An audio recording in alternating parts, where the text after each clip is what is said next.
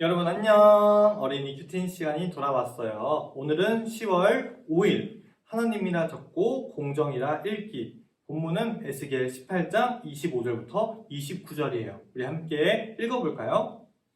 그런데도 너희는 주님의 방식이 공정하지 않다고 불평한다.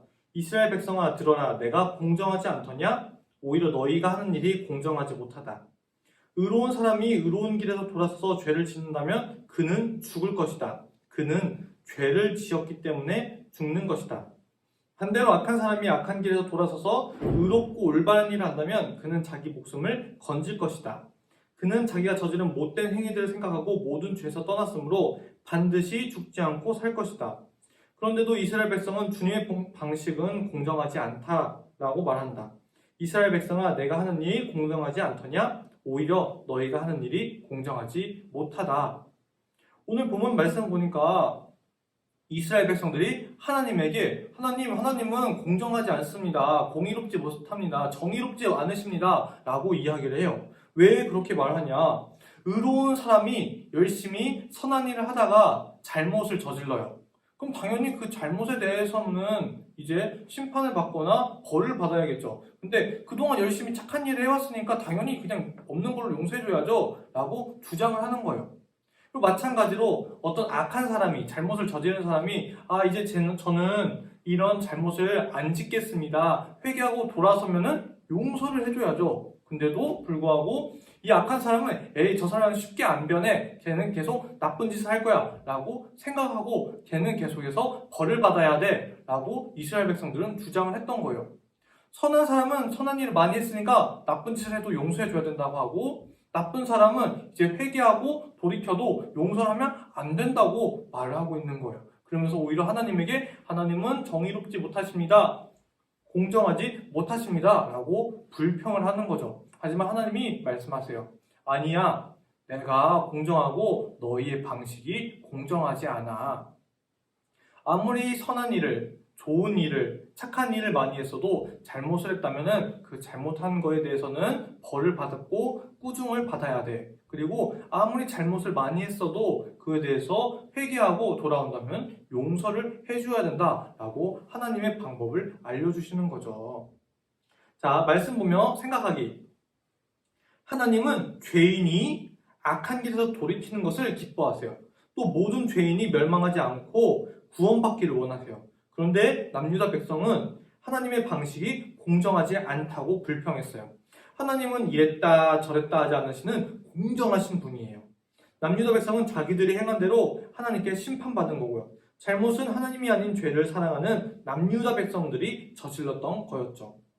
공정하신 하나님은 의인이라고 해도 선하고 착한 사람이라도 죄를 지었으면 죽어야 되는 것이고 악한 사람, 나쁜 사람이라 해도 돌이켜서 회개한다면 용서해 주시고 살게 해준다고 말씀하셨어요. 나는 심판의 말씀 앞에서 하나님께 어떤 태도를 보이나요? 하나님 불공평해요 라고 하면서 핑계를 대고 불평을 하나요? 왜 제게만 이러세요? 라고 하기보다는 내 죄를 돌아보면서 주님 저는 이런 잘못을 저질렀습니다. 이거는 용서해 주세요 라고 할 수 있는 친구들이 됐으면 좋겠어요. 자, 내 마음에 질문하기. 하나님은 불공평해 라며 불평하고 있는 것이 있나요?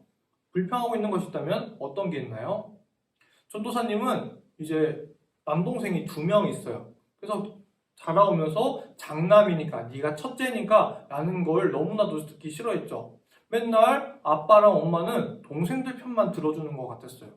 근데 동생들 얘기를 들어보니까 달랐죠. 동생들은 형 편만 들어준다고 이야기하더라고요. 내 입장, 내 생각으로는 부모님이 동생 편만 들어준다라고 생각했는데 사실은 부모님이 공정하게, 공의롭게 하신 거였고 저는 내심 내 편을 들어줬으면 했던 거였죠. 부모님이 공정하셨던 거예요. 마찬가지로 부모님이 공정하셨던 것처럼 하나님은 완전히 공정하세요. 하나님의 방법이 옳아요. 우리가 불평하는 게 있다면 여기다 한번 적어보고 주님 제가 이런 불평을 했습니다. 이제 용서해 주세요 라고 하나님께 용서를 구했으면 좋겠습니다. 한번 적어볼게요. 누구는 공부를 더 안 하는데 성적이 더 잘 받아요. 누구는 남들에게 더 많이 사랑을 받아요. 누구는 더 노력을 안 하는데 체육을 달리기를 더 잘해요. 이런 것들 다른 사람을 불평하고 좀 질투했던 게 있다면 여기다 한번 적어보겠습니다. 두 번째 질문. 악한 길에서 돌이키기 위해 내가 회개해야 될 못된 행동은 무엇인가요? 다른 사람을 시기하고 질투하고 미워했던 것들, 그리고 하나님께 불평하고 불만했던 것들을 회개해야 되겠죠. 그거랑 마찬가지로 더 있다면 여기다 한번 적어보세요. 말씀 따라 적용하기. 오늘 말씀을 다시 읽으며 맞는 것에는 동그라미 표를, 틀린 것에는 X표를 해보아요. 그리고 말씀과 관련해서 앞으로 내가 하고 싶은 적용을 적고 실천해 보세요. 주님의 방식은 공정하다, 공정하지 않다? 주님의 방식은 공정하시죠. 동그라미. 이스라엘 백성이 하는 일은 공정하다? 공정하지 않았어요. X표. 의로운 사람은 죄를 지어도 산다? 맞나요? 아니에요. 의로운 사람이라도 죄를 지으면 죽을 수밖에 없어요. 악한 사람은 돌이켜 회개하면 산다? 회개하면 사나요? 맞아요. 하나님은 용서를 해주세요. 여기다가 여러분의 적용을 한번 적어볼게요. 불평하지 않는다. 친구랑 동생을 더욱더 사랑하겠다. 부모님 말씀이 잘 듣겠다. 부모님이 공정하시다는 걸 믿겠다. 하나님이 완전히 의롭고 선하시고 공정하시다는 걸 믿겠다. 그런 것들을 여기다 적을 수가 있겠죠. 한번 적어보세요. 그럼 말씀대로 기도하기. 함께 손 모으고 기도할게요. 하나님, 힘든 일이 생기면 하나님의 방법이 공정하지 않다고 원망한 저를 불쌍히 여겨주세요. 이제는 제 잘못을 보고 죄의 길에서 돌이켜 생명의 길을 끝까지 걸어가도록 인도해 주세요. 예수님의 이름으로 기도하였습니다. 아멘. 오늘 큐티는 여기까지. 여러분 오늘도 주님 말씀 안에서 승리하는 삶을 사세요. 내일 또 만나요.